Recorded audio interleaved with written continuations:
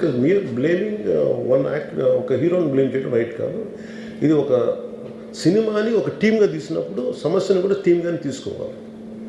కానీ ఇక్కడ సమస్య ఏం చేశారంటే మొత్తం హీరో మీద పెట్టేశారు అండ్ ఒంటరి వ్యక్తిని చేశారు. అది నాకు కరెక్ట్ అనిపించలేదు.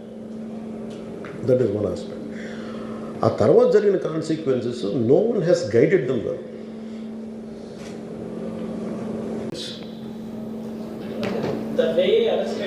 అది కూడా డిఫరెంట్గా ఉంది. ఇప్పటివరకు ఇండస్ట్రీ సినీ ఇండస్ట్రీ వచ్చిన తర్వాత ఎప్పుడు అట్లా ఆ టైప్ అరెస్ట్ చేయలేదని కూడా ఒక డిస్కషన్ అయింది.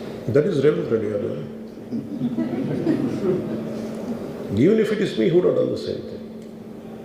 Without a doubt. He is Ravindra Reddy. అదేంటంటే it is not who you are, it is what happened through you. And sometimes you want to send a message.